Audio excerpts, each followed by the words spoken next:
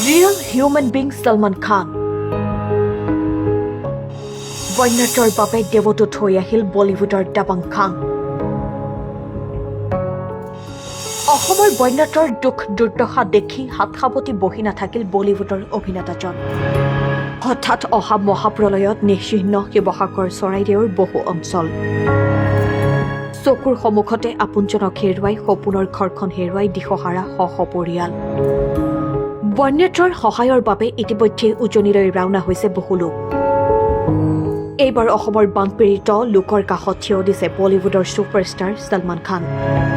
অভিনয়ৰ ব্যস্ততাৰ মাজতো সমাজসেৱকমূলক সংস্থা বিং হিউমেনৰ জৰিয়তে সাহায্য প্ৰদান কাৰ্যসূচী আৰম্ভ কৰিছে ছুপাৰষ্টাৰগৰাকীয়ে। তাৎক্ষণিকভাৱে খাব পৰাকৈ বন্যাত্ৰলৈ অভিনেতাগৰাকীয়ে প্ৰেৰণ কৰিব ৰেডি টু ইট পেকেট। এই পদক্ষেপৰ অধীনত ক্ষতিগ্ৰস্ত অঞ্চললৈ খাদ্য সামগ্ৰী, খোৱাপানী, ঔষধ, পৰিষ্কাৰ পৰিচ্ছন্নতাৰ আদি অত্যাৱশ্যকীয় সামগ্ৰী যোগান ধৰা হৈছে। প্ৰতিটো খাদ্যৰ পেকেটত আগবঢ়োৱা হৈছে প্ৰায় 3 দিনৰ বাবে পৰ্যাপ্ত পৰিমাণৰ সামগ্ৰী। উল্লেখ্য যে 3টা পৰ্যায়ত বন্যাত্ৰক সহায় কৰিব ছলমান খানে। প্ৰথম পৰ্যায়ত আগবঢ়াব জৰুৰীকালীন সাহায্য। আৰম্ভণিতে বানত প্লাবিত এলেকাসমূহৰ লোকসকলৰ বাবে প্ৰস্তুত কৰা খাদ্য সম্ভাৰ আৰু প্ৰাথমিক প্ৰয়োজনীয় সামগ্ৰী বিতৰণ কৰা হ'ব।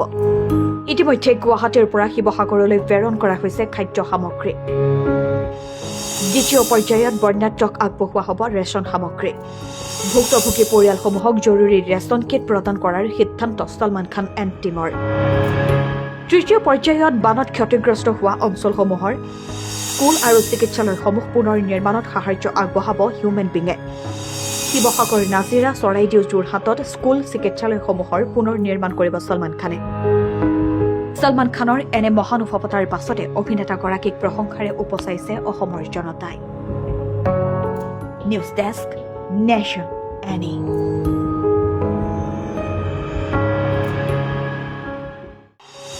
ৰিয়েল হিউমেন বিং ছলমান খান।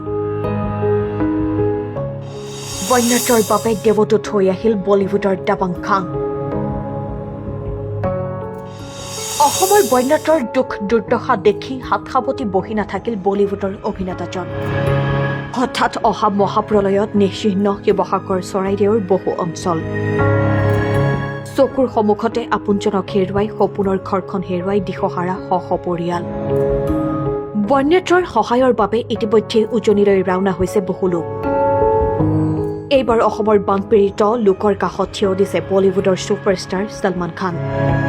অভিনয়ৰ ব্যস্ততাৰ মাজতো সমাজসেৱকমূলক সংস্থা বিং হিউমেনৰ জৰিয়তে সাহায্য প্ৰদান কাৰ্যসূচী আৰম্ভ কৰিছে ছুপাৰষ্টাৰগৰাকীয়ে।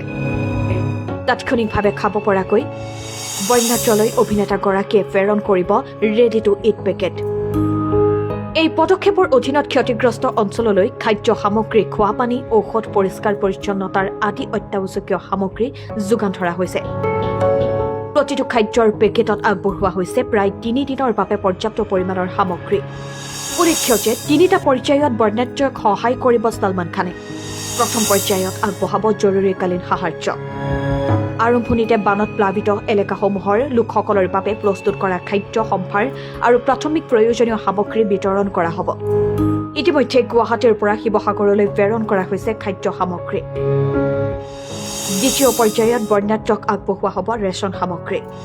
ভুক্তভোগী পৰিয়ালসমূহক জৰুৰী ৰেচন কিট প্ৰদান কৰাৰ সিদ্ধান্ত ছলমান খান এণ্ড টীমৰ।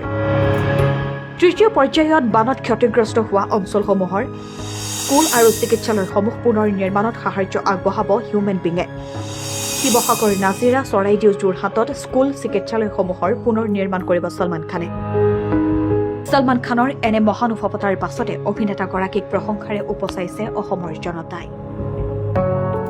News desk, nation any.